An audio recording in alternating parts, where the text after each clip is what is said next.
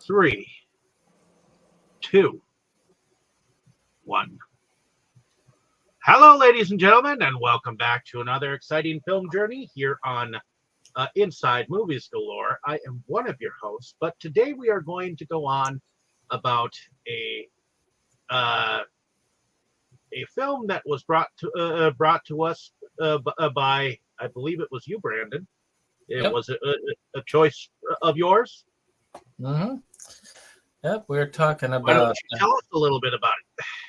we're talking about the film "The Adventures of Baron Munchausen," a film done in 1988 by director Terry Gilliam, and this film is about the adventures of Baron Munchausen, essentially, as he comes out of retirement, essentially to clear his name and to finish up the business that he had started, the war that he had started.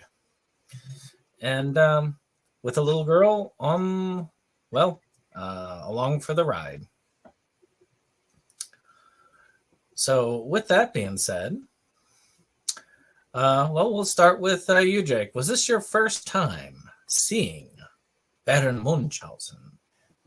Oh, no, it wasn't. This is probably not one it's not one I'm terribly familiar with. I have seen most of Terry Gilliam's films. I think I mentioned in the when we did the Holy Grail that I am rather a fan of Gilliam's work. It's usually flawed. He almost always, either intentionally or due to what have you, this, that, and the other, it feels like there a point comes in every one of his films that all hell breaks loose. And there is a point near the end where you kind of get that vibe in this one. Like I said, it seems to happen in every one. Also, he is a director known for three things, I think. Being the one non-Brit in Monty Python, being notoriously prickly and hard to work with, and possibly because of that, maybe both, being very unlucky. And apparently this movie was besieged by all sorts of production issues. So I have enjoyed reading the backstories on some of his movies. One of which was made into a movie. Lost in La Mancha is a documentary I still need to see. But as far as this one goes, and supposedly this is part of a trilogy with Time Bandits in Brazil. I've seen, I think, each film twice, probably. Brazil, maybe 3 times. Most of his films I've only seen once or a handful of times. They're not strongly rewatchable, I think, but they are, if you're in the right mood, really fun movies to put on. But it's a weird mood to be in for a Terry Gilliam film. This was, I think, I don't know if I went into it before knowing that Robin Williams was in it. I don't remember if I was familiar with Uma Thurman's part in it. There's a lot of good names scattered in this one. It's one of the last of the strongly Python-esque Gilliam films, but it's an odd one, and I've looked forward to seeing it again. I'm glad I had an opportunity to see it again. I would like to get the Criterion edition and I'd love to have a day to just sit down and go through all the bonus features and learn all that one could learn about it. I really want to do that with all my Gilliam films. The only one where I've gotten to give it the Criterion treatment was Fear and Loathing in Las Vegas, which I have watched all the bonus material on that release. Yeah, it's his films are Not for everyone. But for weirdos like us, I think that it's a really fun one. All right. Well, I guess we're going to save the Baron for a little bit later because it's good to know what he thinks of his own movie. But what about Baron Munchausen? Well, what about you, Tammy? What did you think of this? Is this your first time watching it? Yes, it was my first time. I thought it was kind of weird, and strange, and funny, and all kinds of things. I mean, I like Robin Williams as an actor a lot, and he was just really off the wall is the best way to describe it in here. Yeah, I mean, did all the different lands that they went and the whole fantasy thing. Yeah, I thought it was neat, but I thought it was just a little bit strange. At least some of the characters, but it was fun. Yeah, definitely strange is a good word for Terry Gilliam in general. So, well, let's talk to the Baron. What is your opinion of the Baron Munchausen? Is this your first time? This is definitely not my first time. My friend Bruce actually introduced this movie to me. I think we borrowed it from the library at the time, and we watched it, and eventually I ended up owning it. I still have to get the Criterion release of it, but yeah, I am familiar with Terry Gilliam's work. I am also familiar with his work on the Monty Python's Flying Circus, and many of the Monty Python-esque films.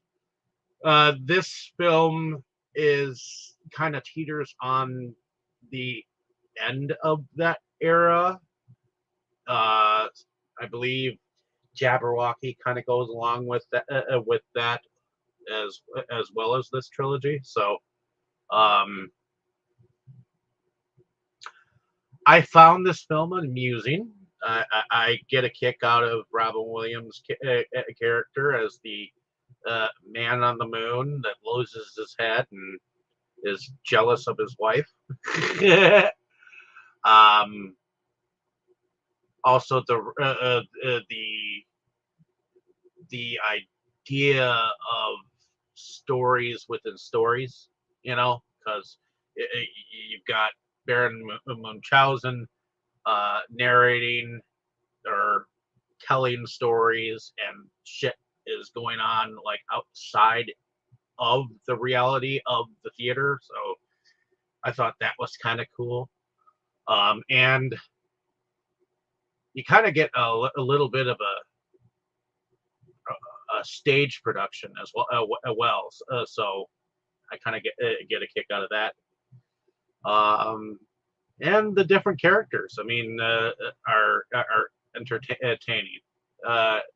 So I'm glad that we returned to it, or at least had a chance to come on and discuss it. And yeah, it's kind of a fun, strange, and weird fantasy film. So, by the way, I took the name of Baron Munchausen because that to me is like the Wisconsin brother version of Baron Munchausen. So, but in any case, back to you, Brandon. Indeed. Well, this was not my first time, go figure, watching this film. I cannot say whether this or Time Bandits was my first Gilliam film. But hey, I watched 2 of the trilogy when I was very young. I don't know, when did Time Bandits come out? It came out before this, if I remember correctly. Well, yeah, Time Bandits, I want to say was 81, and Brazil, I think, was 85. So he actually That was managed to space them out about 4 years. Because so it was Yeah. Time Bandits then. I think was my first Gilliam film then, because I think I saw that like when I was 7 or 8 years old first, and then I saw this one at around age 10. So A lot earlier than I saw them. What was the first one? And which I guess it makes sense, because I really do think that what is it? Though my favorite one of his is Monty Python Holy Grail, I don't think that 7-year-old me would have liked that one. Though I'll admit, Time Bandits did scare me a little bit when I watched it the first time. But still,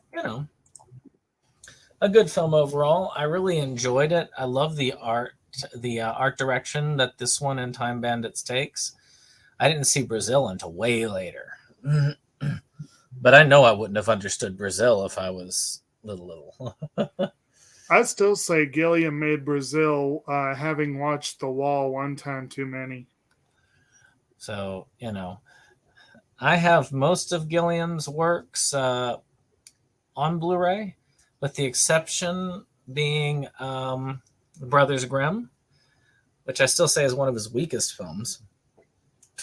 But any one of them that's on Criterion or Arrow, I have on those. Though I think that we really need to get the rest of them on. Except for maybe Monty Python, because Monty Python already has enough special editions that we have already a crap ton of special features out on whatever's released. But I was really glad to see this one getting the Criterion treatment, because it is one of my favorite films from when I was younger. So I'd say my second one. We'll have to do Time Bandits one day, which also has a Criterion release.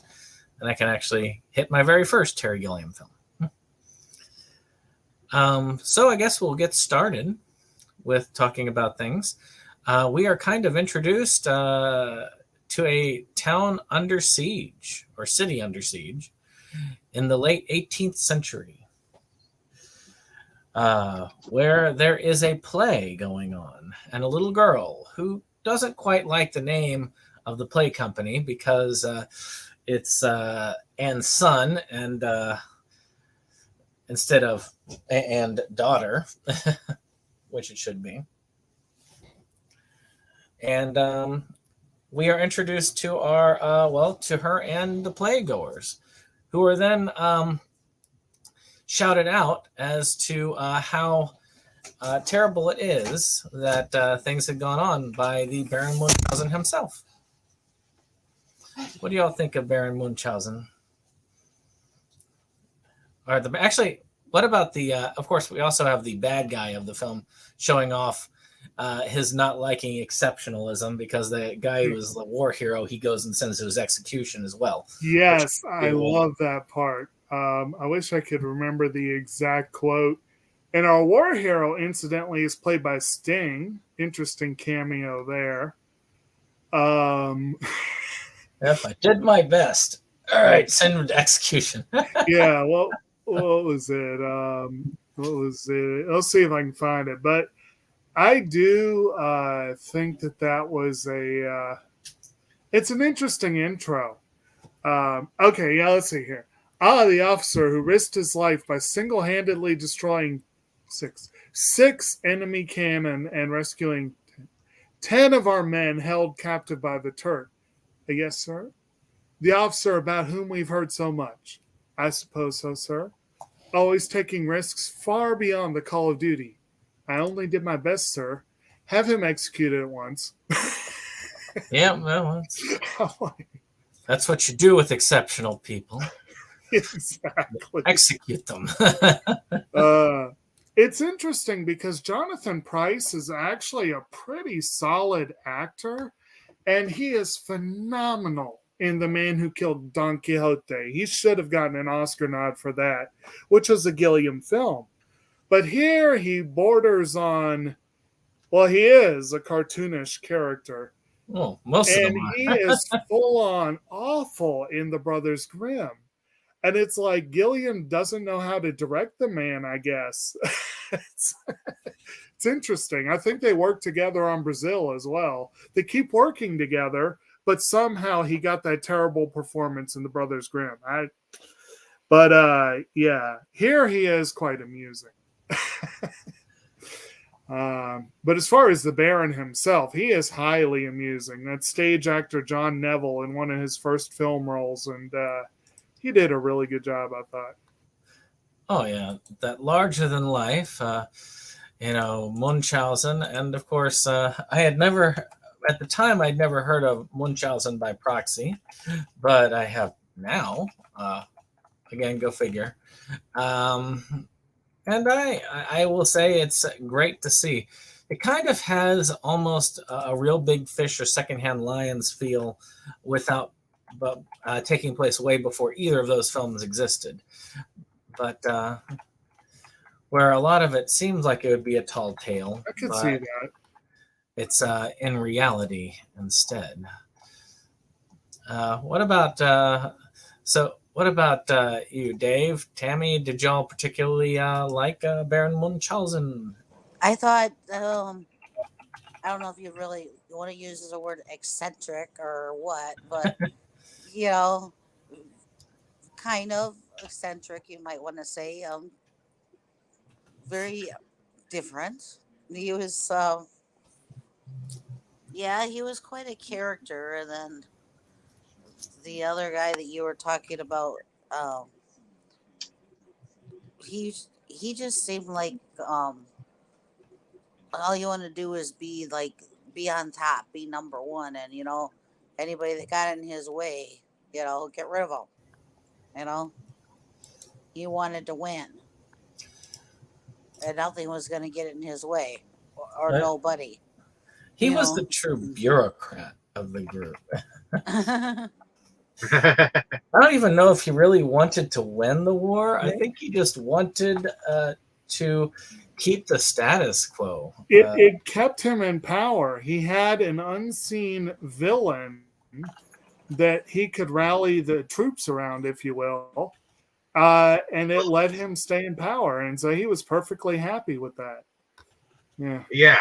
And I think at the end, spoiler alert, ladies and gentlemen, is why we find out that the enemy was in fact non-existent. Either that or the film makes you believe that the fantasy that Baron Munchausen told us about actually really happened. So okay. I'm trying to remember.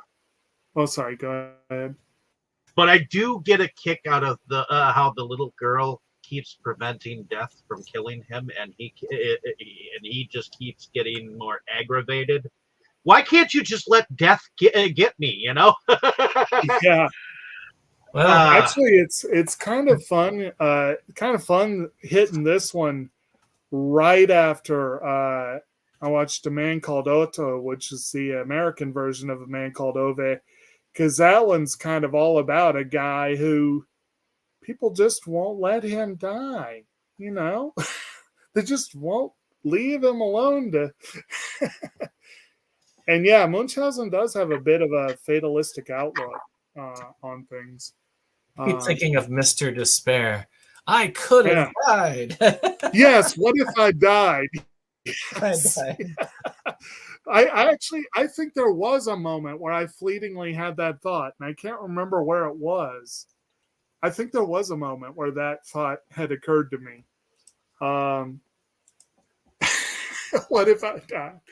But I just looked it up, and Jonathan Pryce was the star of Brazil. I'd forgotten that. Michael Palin was the one who I was thinking of as the antagonist. So Pryce was in that one a low-level bureaucrat that we were supposed to root for. And here he's a higher level bureaucrat that is clearly the villain. And I think that's an interesting progression of roles there. And also, spoiler alert for anyone who here has not seen Brazil?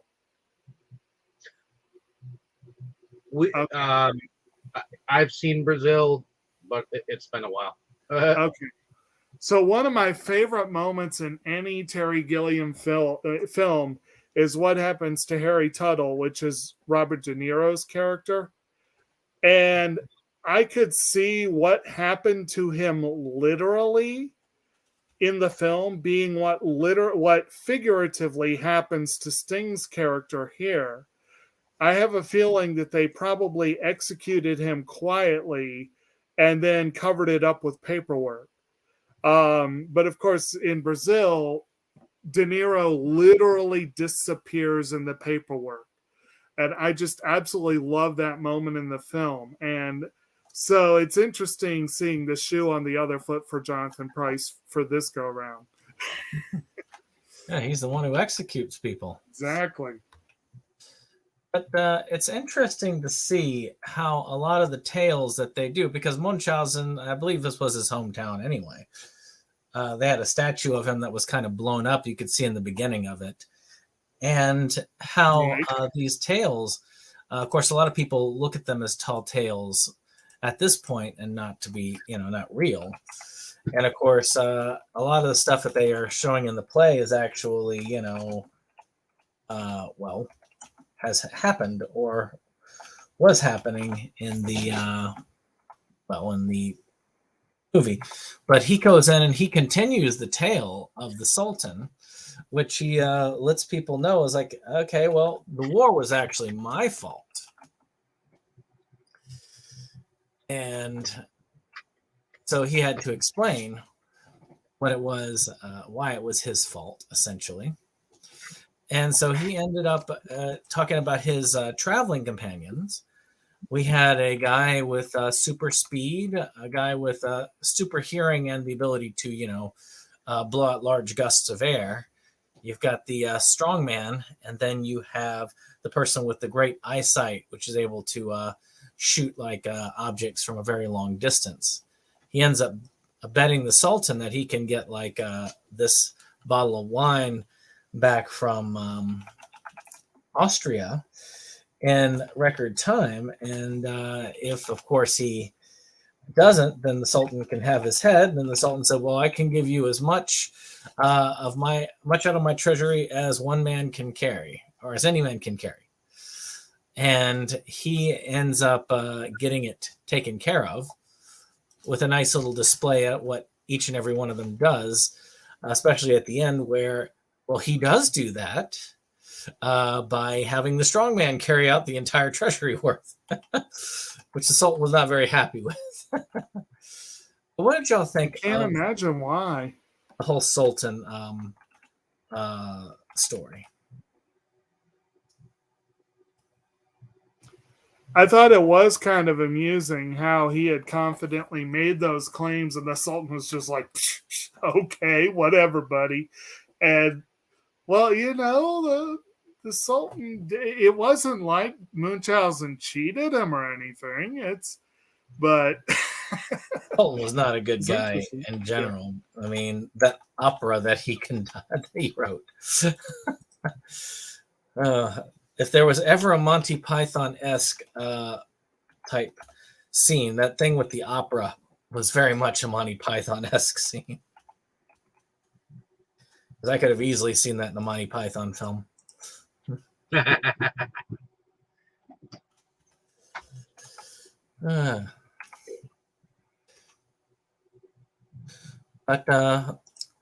no, I guess if there's nothing else on that, we'll keep going. But yeah, we're introduced to all of his followers, which is interesting to see them. I mean, you can see the one guy. I mean, he ends up almost being late because he's taking a nap in between, so they have to rely on it. I thought it was a very good way of basically introducing the characters. I mean, it gave us an idea as to who we're looking for, what they could do at the height of their ability, and essentially, how their relation was with the Baron. But of course, things are very rough because the war has come to the stage. And we get to see our first appearance of Death and the little girl saving him from death, which I thought that the depiction of death was quite scary when I first watched it as a child. But when you're 9 or 10 and you see that thing come at you, it can be unsettling. I don't know. What did y'all think of Death? I thought he was cool. I could see, though, as a kid, him being scary. Yeah. But I thought he was cool. Oh, yeah. No doubt. It's a pretty cool depiction, yeah. And one thing that can be Terry Gilliam, and I think we talked about this in Monty Python, he was first and foremost an animator, and he has always had a very unique and very interesting style. He has a very unusual vision that comes through in his movies. They're always full of really intriguing stuff. And yeah, that was certainly one of those. So there we go. All right. So essentially, he ends up saying, okay, I will get some people together. I'll get my people together, and we're going to come back with reinforcements to end the war I started. So he creates this kind of flying airship with, basically the women's underwear of the time. And which also introduces another trait of the Baron. He's a womanizer. Did we mention the orchestra of torture? Yeah, the opera. That's why I say I thought it was a very Monty Python thing. It reminded me of the scene in one of the, I think it's Flying Circus, where you had the guy come up there and he had the xylophone with rabbits or something, and he would basically hit them with his hammers.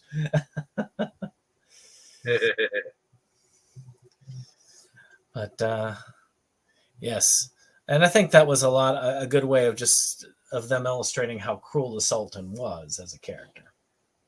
True. Not very good guys on either side. No. But they take off in the balloon because their first destination is the moon, so they can track down their speedster. And of course, we are introduced to Robin Williams in this. And of course, these lunar beings, their heads and their bodies can separate. And when the head's separated, they take on more intellectual pursuits. While they're united with their bodies, the bodies can become more hedonistic. But during this time, it turns out neither the head without the body or the head with the body like Munchausen all that much. So they jail him. One, just because he feels like having him around is too much of a problem, like distraction. And the other one, because he doesn't like that he has eyes for his wife, as we come to find that he has eyes for everybody's wife. And he is eventually set free, but they find the speedster is with them in the cage. But there's a lot that goes on in this whole thing. I mean, we get to see Robin Williams in one of his early feature film roles. He was very well established in TV at the time, but hadn't been in a ton of films. And this was he'd been in a few, but nothing like huge. This was a couple years after. When did this come out? This was 89, right? So this was a couple years after Good Morning Vietnam. And it was, I think, the same year that Dead Poets Society came out. I thought Dead Poets Society. So he was definitely starting to. What's that? No, oh, sorry, it's 89. You're right. But yeah, it was definitely before Dead Poets Society, but not by much. But yeah, it's kind of Right. cool seeing him in the role. And Oh, just 88 was this release. but yeah, so in general, though, it was kind of cool. I love the paperwork town that you got to see at the beginning. Again, very much Gilliam art.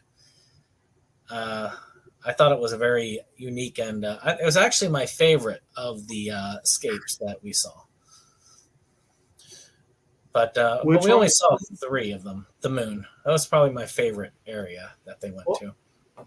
Interestingly enough, I was reading in the notes on IMDb that, again, Gilliam is known for films not going according to plan.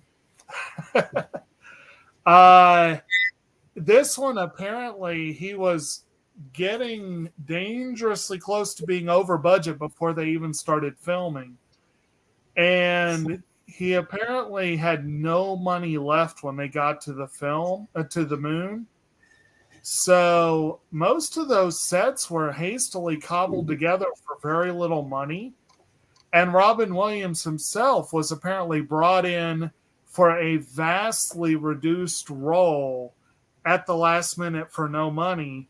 Apparently it was going to be Sean Connery, and he balked at the idea of the role getting basically cut down to a cameo.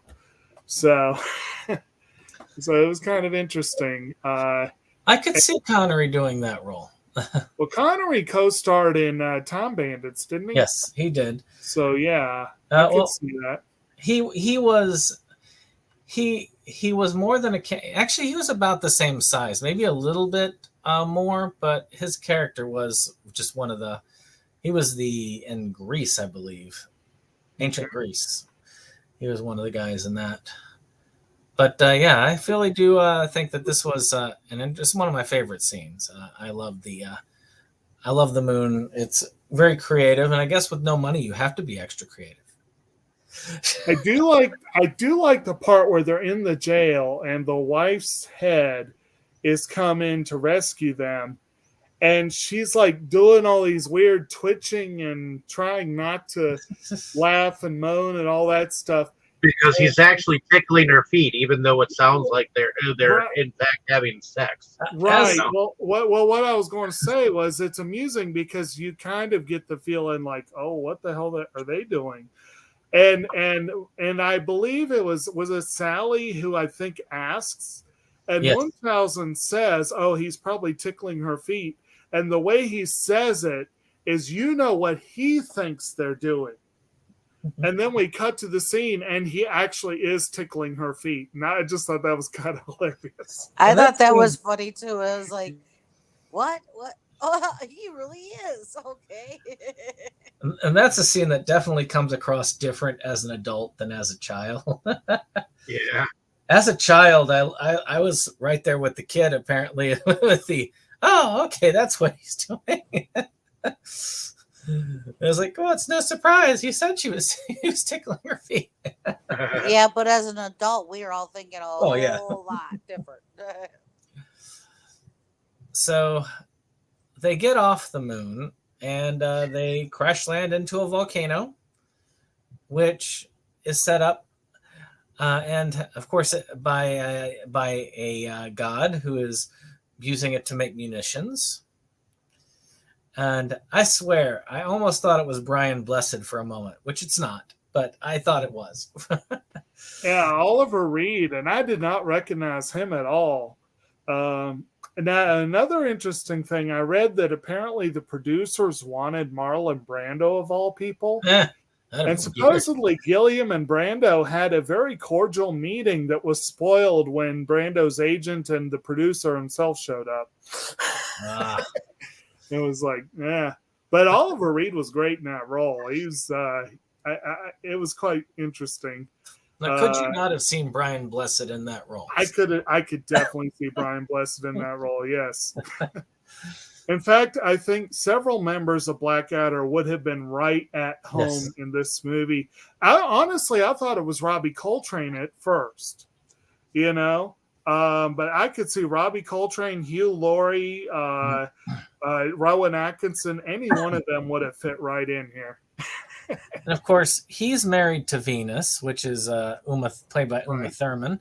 I think her first film role, although she apparently, it took so long for the film to get released that it wasn't like really her first.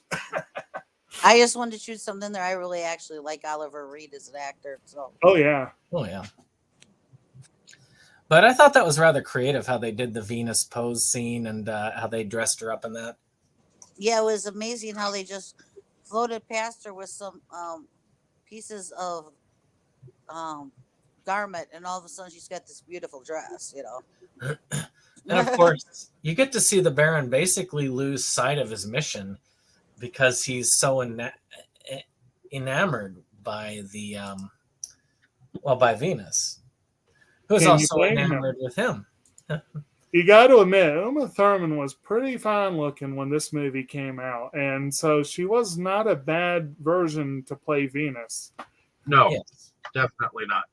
She did really well in the part, and of course he was very upset with the girl for getting her husband quite PO'd and having them tossed into a vortex, where they went through the center of the earth and back around to the other side of the world.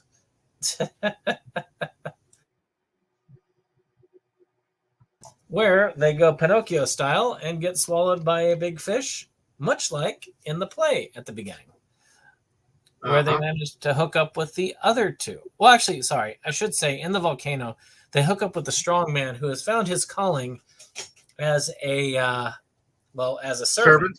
And he was quite happy with that role. It was like that kind of genteel role. As essentially a maid, really. He says point blank, like, I'm sick of being the strong man. It's nice to be delicate for once. And then and of course the other two are playing cards with a bunch of maroon sailors inside the fish. And with a nice pep talk from the little girl, Munchausen does gain his interest back. He technically de-ages at the beginning of the journey and then re-ages as he loses his interest in adventure. This is the second time. Well, this is one of the, I don't know if it's the second time. It's the second time that he wants to succumb to death. Death is around other times, but this is the second time he tries to succumb to death, as death is playing cards with him at the table. But much like the play, he uses the snuff box after, I think it's this horse that being there that breaks him out of it. And he uses the snuff box to get the whale to... I do think some of the other players at the table are like some kind of like animatronics or I should say like stop motion animation a little bit. Well, they make the scene purposefully devoid of color for the most part to reflect the Baron's mood and the mood of the film at the time.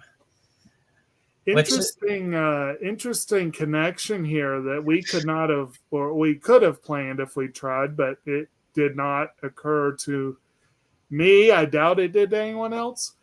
But last week, I believe we did Fanboys, and in that one, Hutch's van was named Bucephalus, and here Munchausen's horse is named Bucephalus, and I'm like, that's kind of fun. Was not planned. But apparently that was the name of Alexander the Great's horse, I guess. So there's some symbology there, but you know. But when they're sneezed out, they're basically put right next to where the battle is. And so Munchausen is trying to command them and realizes, oh, they are old. The guy with the hearing can't hear much anymore and can't seem to have any lung capacity. The guy who could see really well can't see jack and has one eye out, so he's got lack of depth perception. Then you've got of course, your runner without the ability to run, and then the strong man who wants to be dainty. So I do want to mention, because I really enjoyed the line, and it is repeated but it's a good example of repetition of dialogue. In the play, when Munchausen Shanghai, the actual actor used the line in the whale scene in the play, but Munchausen, his line was, "I have learned from experience that a modicum of snuff can be most efficacious." And I like his wording there. I think that was pretty fun. Yeah. But Munchausen surrenders himself and says, if y'all want me, come get me. And just as he's getting ready to get his head chopped off, as our two antagonists are plotting together to basically continue the war. It's like, well, we surrendered last time, shouldn't you? Well, we're winning. Still, that doesn't seem fair. Right. And that reminded me of wasn't there a scene in Gulliver's Travels where the same basic idea was played for laughs, and the same basic idea was played for horror and tragedy in Kino's Journey, where you had the two warring countries that got together to make war on a third country so that they wouldn't fight each other. But I guess the whole idea of a super civilized war, it was interesting how they played that in here. I did like how, at first, Price is like, he doesn't get it. He's like, well, what do you mean? It's our turn. Yeah. And I did like when they're about to try to execute him, and Jackson, right, is Price's character, Yes, accuses him of having no grasp on reality. And I like Munchausen's line, "Your reality, sir, is lies and balderdash, and I'm delighted to say that I have no grasp of it whatsoever." I also like how I like in the execution they basically draw a dotted line on the back of his neck for both attempts to take his head. I think that's great for the execution. And how the executioner's block has a hand built into it to catch the head. But you do have sort of like a kind of X-Men superhero type scene where they go on the offensive as all of his comrades regain most of their ability and go into action. And there's a lot of cool stuff in this scene. I really love the action in this, especially when the strongman pulls like the anchors with the three ships and tosses all three ships there at the. Oh yeah, that was pretty unique. Or where the Baron goes in and just lops off all the generals' heads at the same time. But what did y'all think of this this whole scene, the action-packed battle? Oh, I loved it, especially when Eric Idle's character came in and he ended up on the floor, and the Baron was like, "What are you doing? Get up, man! I can't do this all by myself." You know, there were lots of little, like, even though he had just done a huge thing to help his ass out. Well, yeah, saved him from a bullet.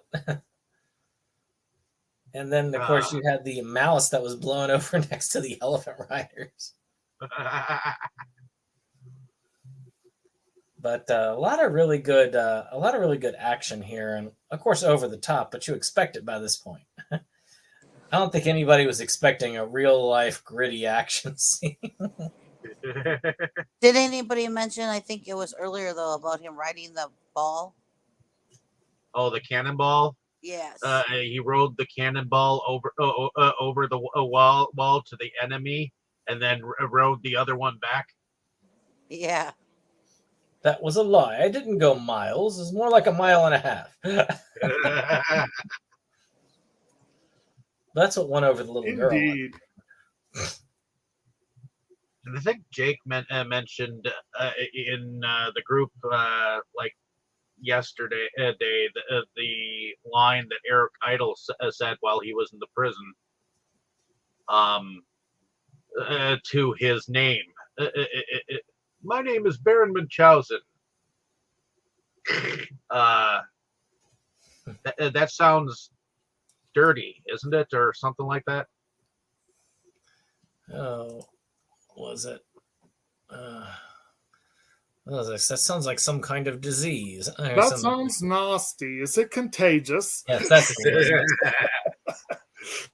A lot of good one-liners in this movie, but they do defeat the army, and then of course they're paraded back into town, and our other antagonist ends up shooting him. But again, death is kind of shooed off, and Munchausen just walks in, even though the other Munchausen is being laid to rest, and and that. And it's like, no, that was just another life. I was like, that was almost unexpected for me. I didn't remember that part, so I was like, what? But they managed to overturn the orders not to open the walls. And when the people realize that the war is over, of course, Munchausen rides off into the sunset with his dog, and everybody rejoices. And that's Baron Munchausen. Did anybody have anything to say about the plot? I know I went rather fast, but we didn't have a lot of conversation as we went through, so I wanted to make sure we didn't miss anything that y'all wanted to talk about.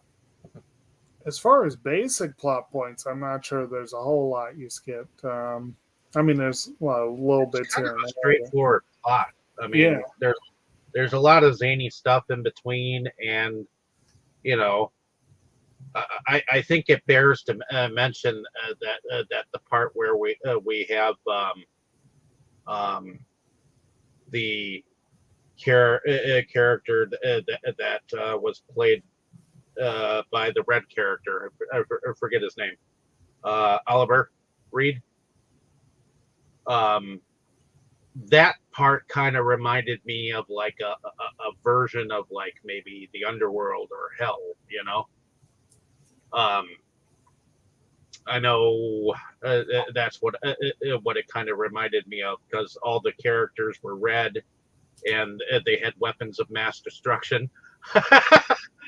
I think we kind of glided over that the fact that they went over by a nuclear bomb, and he was like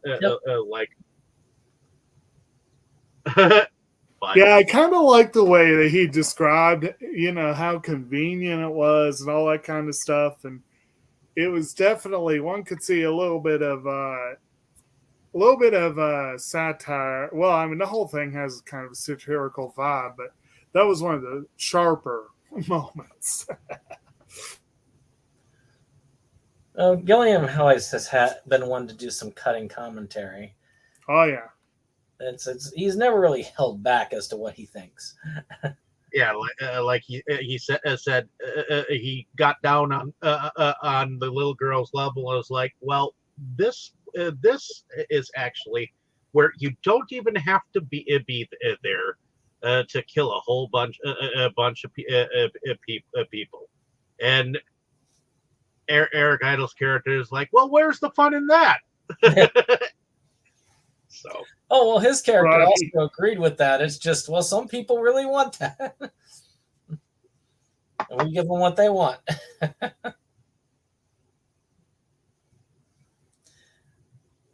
But yeah, it was kind of zany in different areas at the exact point in time.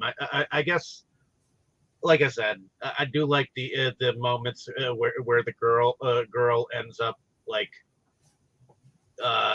persuading Death to get away from Baron, and getting the Baron out of his love reverie, and getting down to the basic point.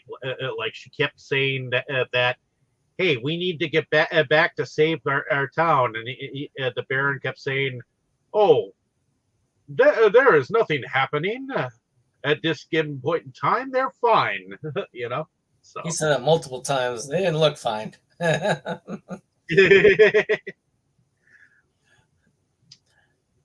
yeah, because I think he said it also in the moon, and whenever she'd talk about hurrying up, oh, they're fine, ceasefire. Because a lot of this started because the Sultan decided that he would go on the attack, and it wasn't on the agreed upon day. Again, that bureaucracy. It's Wednesday. And nobody was firing back at them because, oh, it's Wednesday. We don't fire back. So lots of little things. But if you look at many of the Gilliam films, there's lots of little pieces that come out of each of the scenes. The scenes themselves are usually pretty big, but a lot of the micro involved. Well, I guess we can get to the production. I love the look of Gilliam's films for the most part, art design wise. There are only a few exceptions to those rules. But like 12 Monkeys, yes, it had pretty good production, but it was not my favorite as far as design. Same thing with Brothers Grimm, but yeah. A lot of the films, I love the way these look because it takes a lot of imaginative steps. A lot of those paper cutouts, you could tell Gilliam's animation background, but also you had a lot of cool effects as well for the time. I mean, even the floating heads, that was really neat to see. I think maybe one thing I've always said, like, I think 12 Monkeys it's a great film and I love it, but I do think it's probably just about his most accessible film, except for maybe The Holy Grail. It's his least Gilliam film. Well, it's still plenty Gilliam, but it's more accessible to the average audience, I think. Well, it kind of reminds me of Wes Anderson with Bottle Rocket, because I really consider Bottle Rocket very different from most of the Wes Anderson. Well, Bottle Rocket was his first movie. Yeah. Here, it would be more accurate to say Jabberwocky would be Gilliam's first movie because, but yeah, I see what you mean in terms of quirkiness and eccentricity. It feels like Anderson has grown farther and farther into himself, and Gilliam has always been out there. As I said, it would be interesting to see them work together on a film because there are some similarities in their style.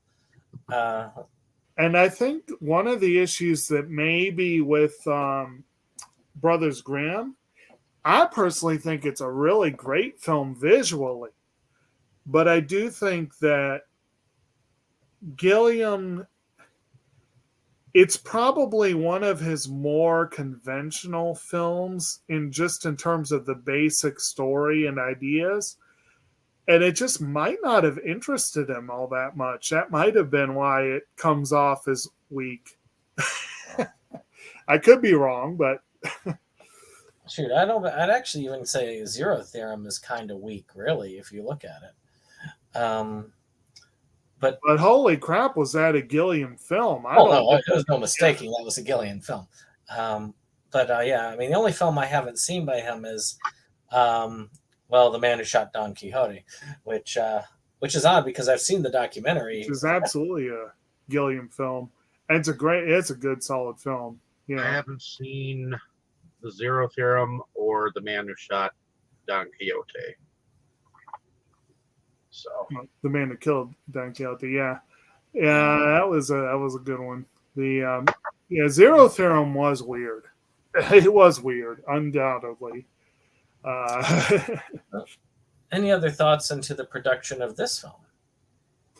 Well, again, apparently they did. They apparently went way over budget. They had to change a lot. Some of the changes were very short order. There's also some of it, Eric Idle apparently, he has not been in very many Gilliam films. And apparently, Eric Idle called the production a truly horrible experience, and even remembering it is a bit of a nightmare. He said, up until Munchausen, I'd always been very smart about Terry Gilliam films. You don't ever be in them. Go see them by all means, but to be in them, fucking madness. Yeah. But I just thought that was kind of interesting, but of course we know things about Eric Idle's fairly notoriously prickly himself, just in different ways. It's and both him and Cleese have been a little more vocal about their what am I trying to say? Their experiences with people. But and the other Python, Michael Palin, who was a co-star in Brazil, and I think he starred in Time Bandits. He apparently was in the film, but they cut the part. Gilliam offered him a cameo, and Palin said, "Nah, I'm not feeling that." So, yeah, Palin's been the one Python who's been in quite a few Gilliam films. But yeah, they had to change so much because of budgetary issues. And apparently Sarah Polley also was traumatized by the film. I'd forgotten that was her in the lead role. She was a lot younger then. A lot younger. Yeah. But yeah, she was 9 years old when they made this movie. And yeah, that was... Overall, though, I've only read a fair number of the notes. I do have a feeling that this will be a good one to just sit down for a day with the Criterion Edition and see what all went on. Well, what about Indeed. you, Dave? Tammy, what did y'all think of the production of this film? I thought it was great. I mean, the costumes were just great, and then how he made the hot air balloon with Pantaloons. yeah, the undergarments like that. That he thanked all the ladies for their undergarments, Right. and then like I said, that scene with him riding that. No, the first one wasn't considered. He said wasn't the first one. He said wasn't a it was more like a projectile. I think he said when he went over to the Turkish side, but the second one back was a cannonball or something like that. He said the first one wasn't the same. The first one he rode over was something, and then one he rode back was, Yeah, but- mortar shell versus a cannonball. yeah, something like that.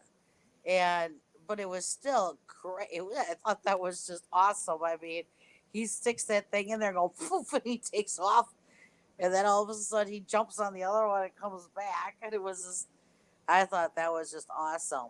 And, when they get to the moon and it almost looks like it's just cutouts,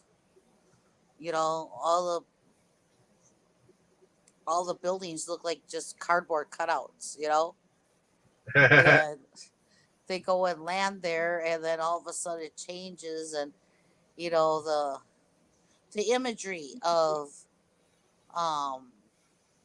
the king and queen being how big they were compared to them, and then you would see the king and queen when they had their heads on and they seemed like they were the normal size, but when their heads were off it seemed like they were so much bigger,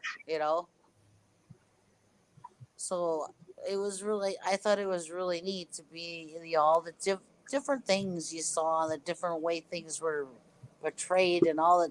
It was a true fantasy world. You had the volcanoes. You had, The hot air balloon. yeah, the You moon. had the riding the cannonball to and from. The moon itself. So yeah, I thought it was. The I thought the it was a lot jumping of fun. I horse. really liked the production, and of course all the costumes and everything. Yeah, Munchausen's look himself, like his costume is awesome, but like his overall look, like I kind of jokingly commented on the thread about his prodigious facial hair, but it's very very fun look for him. Uh, Again, we talked earlier about the look of death and how cool look. I liked Jonathan Pryce's weird little glasses. I mean, that was little touches like that. And the different look that the different members of his party had. Each of them was very distinctive in their look. And then they did the painting called The Birth of Venus that they recreated in this one. Yeah. That was an Good interesting recreation. it was interesting how they decided to go with a live action recreation of that. It was, the production was, again, probably not as polished as it would have been, but it was extremely creative, and given the budgetary constraints, it was impressive. Yeah. All right. Well, why don't we hit? Oh, sorry. Go ahead. I thought the production was awesome.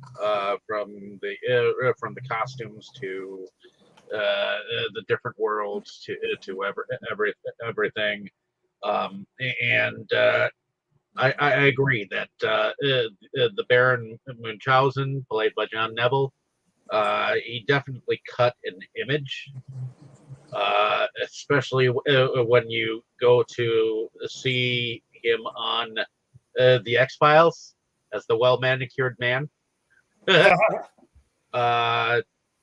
To going back to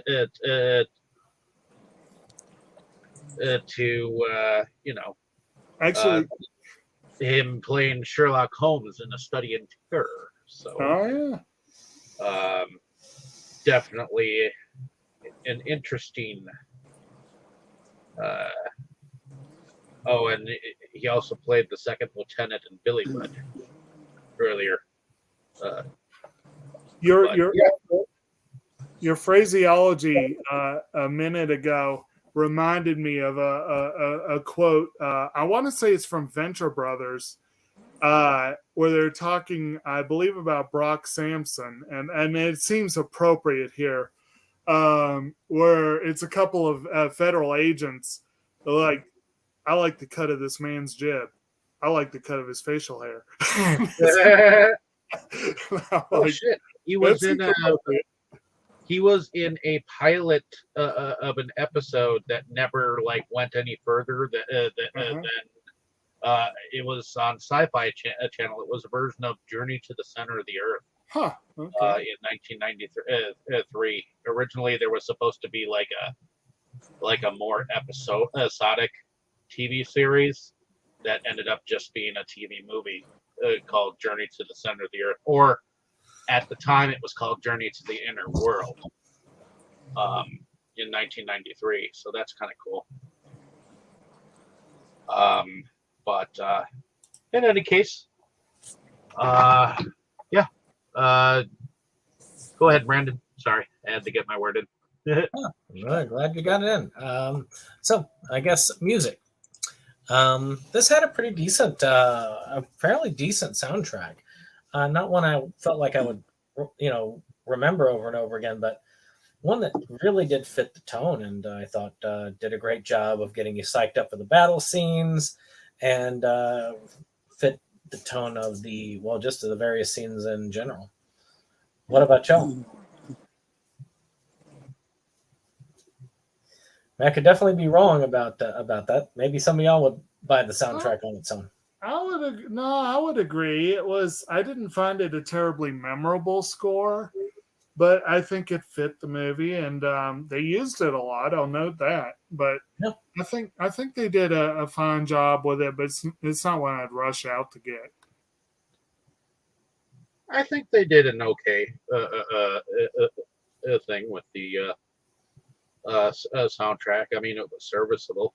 So, but yeah, nothing nothing that I would go out and grab myself either.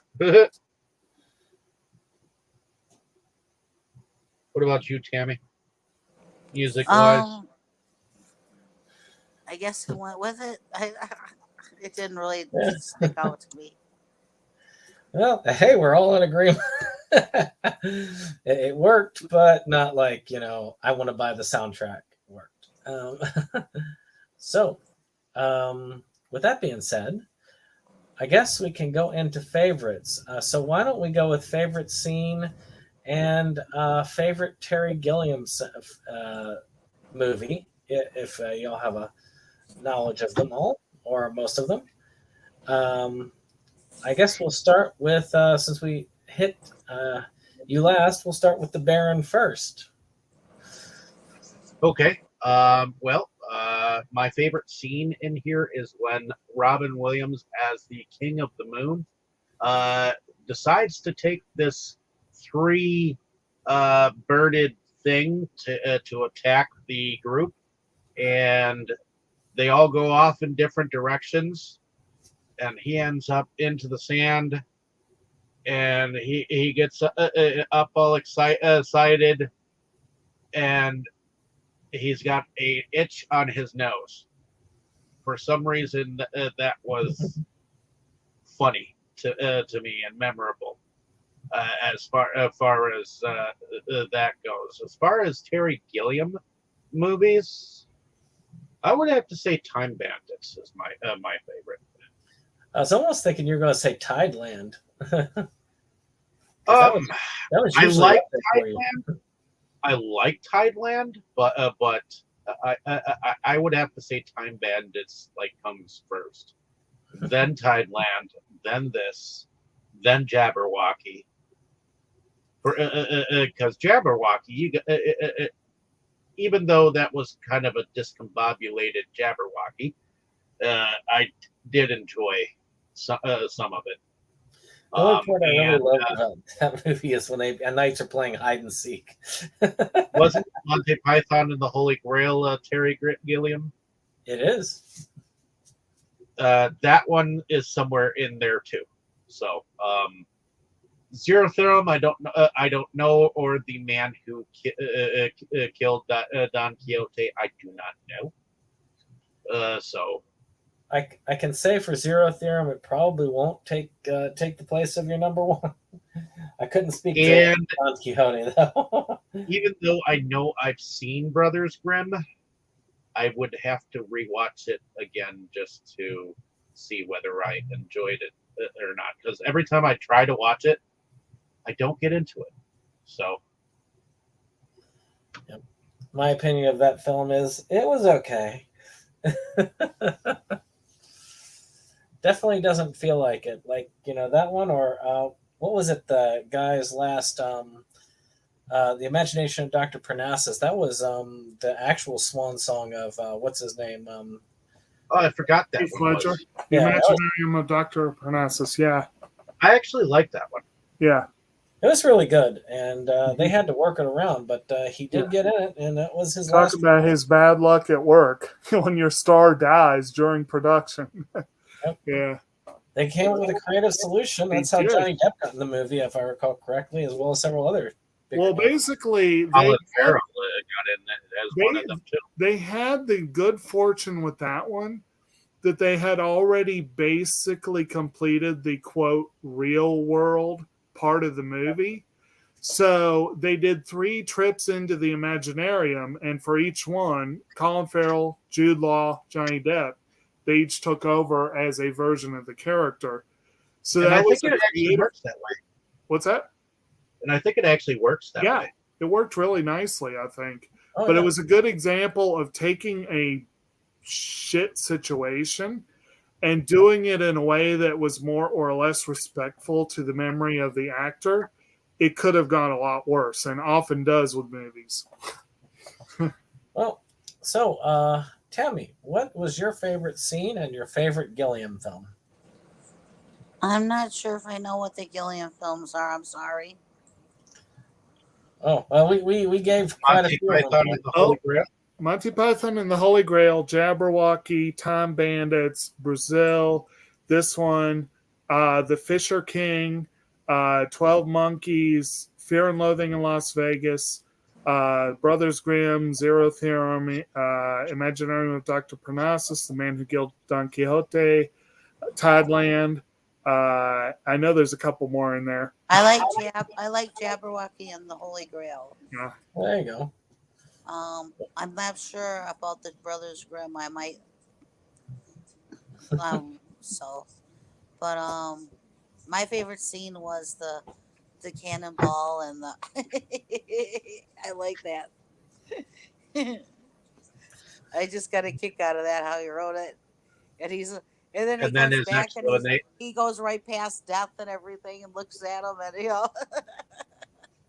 And then, of course, his explanation afterwards to the Well, other. I didn't go a lot of miles. I only went about a mile and a half, So, but my favorite character obviously has to be Robin Williams, and I like Robin Williams. So, Well, Jake, what is your favorite Gilliam film and favorite scene?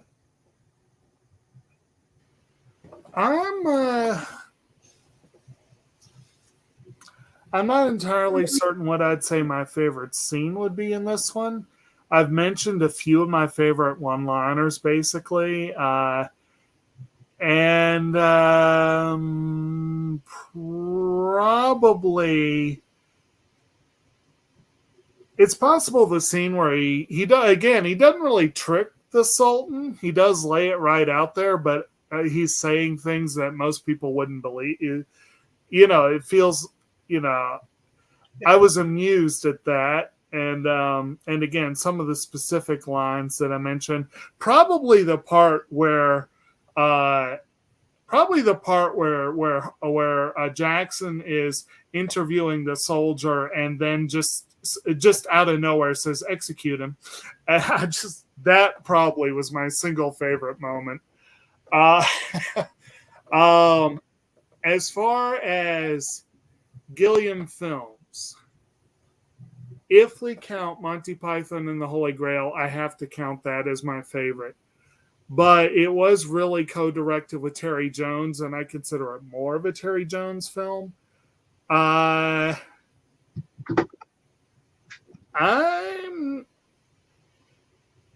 almost inclined to say 12 Monkeys would be my favorite. I'm not 100% on that, but I think that's probably the one that I warmed to the fastest. Like I said, it is more accessible and it does have a lot of great moments. But I would definitely I don't know if I have a clear favorite, and I would definitely give a shout out to this film, to Brazil. Probably my favorite Gilliam moment is when De Niro disappears in the paperwork. And I would also give a shout out to The Fisher King, Fear and Loathing in Las Vegas, and The Man Who Killed Don Quixote. All of those are ones I really enjoyed. Yeah. All right. Well, my favorite scene in this is I like the setup for the moon ending in the first appearance of Robin Williams in the film as my favorite. I don't know why, but that always gets me. That's what I think about when I think about this film. As far as favorite, well, Monty Python and the Holy Grail would be my favorite, but if I can't count that, then I would say Time Bandits because of, well, I guess maybe it's more nostalgia, but I don't care. I still like the film a lot. So, and it's kind of weird because my least favorite is probably in that, I don't know, I have a lot of those that I didn't like as much, but and Fear and Loathing I need to watch again because it just really didn't hit me right when I watched it the first time. But with that being said, he's all done. So, Dave, I hand things back to you because next week's movie is also your pick. So, Yes, uh, definitely. So, yeah. So hopefully, you ladies and gentlemen out there who have listened to our discussion on this movie will give it a like, share, and subscribe. Let us know down in the comments what you thought of it, and we'll definitely be back next week with something just as cool, hopefully. And Now, come on, Dave. We're talking about a movie by one of the Monty Pythons. You got to say, and for something completely different. correct. And maybe we can watch the Spam musical in between here. But in any case, I think we'll go around and say our outros. So let us go over to you, Tammy. Why don't you tell us a little bit about yourself and what you do? Well, I'm David's fiance. I go on this channel and another and talk with everybody and listen to about their views on movies, and um, I collect them myself. And right now, with the summertime, I take my 1972 Grand Prix out to car shows, and most of the ones I go to are ones that they're for a charity. And the one I just had brought in $5,000 for Make a Wish Foundation. So I thought that was incredible. Alrighty. Heading over to you, Jake. Why don't you tell us a little bit about yourself and what you do? Okay, that was interesting. got buzzed on my phone. I'm Kotobukijake. I am the occasional the co-host of the, I guess at this point, occasional YouTube channel, SeptumSin versus the World, where, we talk about all kind of fun stuff. When, we'll be, I guess tomorrow will be the long-awaited discussion on Cromartie High School. That's the hope. That's the hope. And then meanwhile, I have a very busy schedule, work full time, but I also, to pay the bills and all that, but also am the co-founder and co-operator of a small native plant nursery, where we grow native plants to sell both at markets and wholesale. And it has been now that we are kicking it up a notch with the greenhouse we put in, there's a lot to do this summer, so it keeps me busy, even out in this awful heat that we've been dealing with. But, it's good times. But I still find time to try to watch stuff. I'm currently trying to polish off a few more movies for this year's Versus Awards. I'm trying to get my nominations list together, and it's taking some good shape. And still encouraging people to do the same. Spend the next couple weeks doing that. And of course, I try to make time to watch at least a movie a week to join these fine folks to discuss them. Next week, I'm going to have to watch my movie a little bit early. May try to watch it Saturday because I'm actually going to a concert. It was a rare thing. Nickel Creek and Aoife O'Donovan. So that's going to be really fun. So, like I said, keeping busy. And but I always going to find time to discuss Terry Gilliam films. They're always quite interesting, even if they are weird. Alrighty. Heading over to you, Brandon. Why don't you tell us a little bit about yourself and what you do? SeptumSin, a SeptumSin versus the World. Well, I definitely have a channel. We're kind of on hiatus. ish. We do occasional springs of content here and there, but it's really on when we can film it because we are still working on a very large project. Actually, no, not a very large project, 3 very large projects. And when they're done, then I guess we'll be back on again on a more consistent basis. But if you stay subscribed, you may be surprised on an occasional show up. My big intent this week is that there's going to be a new Anhedenia project video up for the film Goodbye, which is a film about a man saying goodbye to his car as he trades it in for a newer used car. Okay. Is that it then? That's all I got. Well, I mean, and Schlockaholics is technically on semi-hiatus as well, so it's kind of like, well, yep. Alrighty, and my name is David Struggy. I'm one of the founding fathers of Inside Movies Galore, so thank you for coming along with us on this fantabulous journey we've been having. I've had a blast. Hopefully, y'all have had the same, and it's been fun here. So I'm looking forward to next week. We're rechecking out the film that I chose. The last time I saw it, it was pretty wicked. So looking forward to next week's. I believe it was Bewitching. See, Witchin' and Bitchin' or something like that, isn't it? Yeah. I know it's by the director of The Last Circus as well, which is another really cool film. Yeah. But I also moonlight on a different channel called Delusions of Grandeur, where we also kind of similarly podcast on Sundays. And I believe this next Sunday we'll be going on about the Man of Steel. Pick from our good friend Kroll. So looking forward to that. Tammy is taking a hiatus and then coming back the following week. She's going to go to one of her car shows. It is the season. Yep. So she's got to get in as many of them as she can.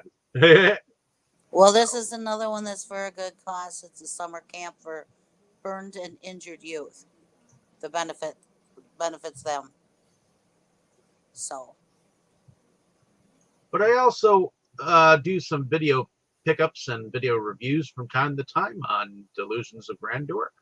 And I do think I do have some fun there, so definitely check out some of those videos. And, I think at this point in time, we'll say goodnight to you all.